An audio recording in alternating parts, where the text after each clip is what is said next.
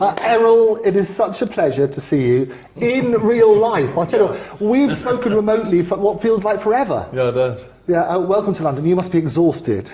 No, I'm not exhausted, but I have had a day.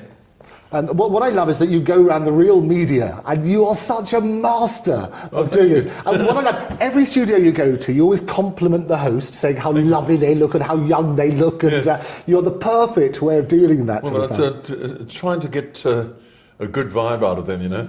Yeah, well, it is, and especially the morning shows. I don't tell lies. If I see something good, I say so. No, and you're very good. Well, often you and I will chat about it and say, well, actually, some people are not quite dressed for television, and some people have. Yes, but some people have a better I've never face said than that to somebody. I wouldn't do that. You're far too polite and diplomatic. No, I wouldn't do that. Yeah. Now, you've been called a genius engineer, a controversial patriarch. Who is the real Errol Musk?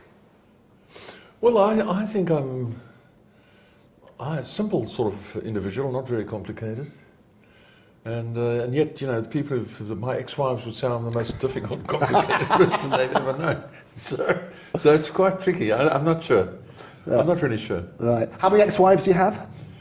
I have 3, actually. Are you in touch with them all?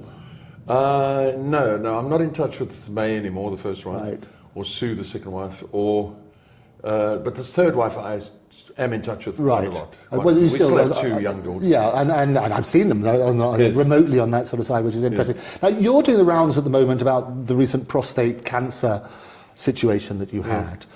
Talk to me about how that first came about in terms of your discovering it. Well, like everybody else, like most men, I'm not jumping at having tests and such like all the time, even though, you know, you get told by people who with more experience that you should go and have your checkup or whatever it is regularly and so on. And I, in fact, do that with my sons. I'm quite often saying to them, are you sure you're getting checked up regularly, you know? As their dad, that's what I'm concerned about. More the sons than the daughters, really, because of the stressful lives they seem to have. But I had to go for a cardiological checkup early last year, well, about the 3rd month last year, February, March. And the cardiology checkup went well. Right. And then they said to me, but the cardiologist said, you need to see a urologist.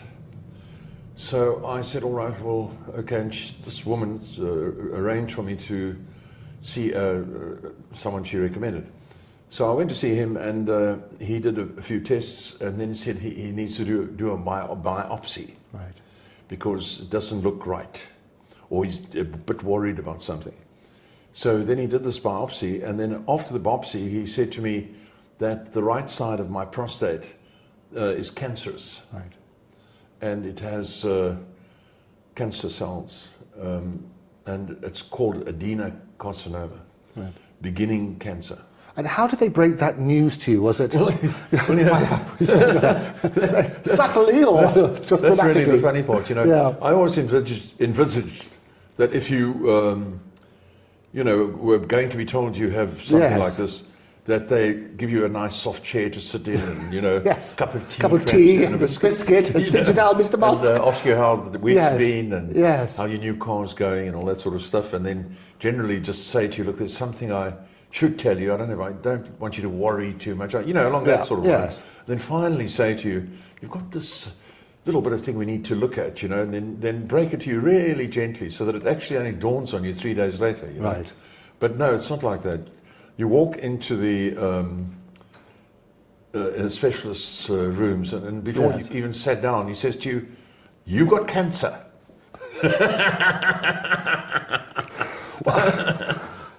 Yeah, and then you go, "What?" So the famous bedside manner. Well, there's no bedside manner. So I did talk to him about that afterwards. This joke is rather nice. Yes. And he said to me, "Look, he has so much of it." Right. That it's really an everyday thing for him. So it's it's an everyday thing for him, but obviously not for you. Yes, no. But as I say, it was quite a shock. He didn't even give me a chance to sit down.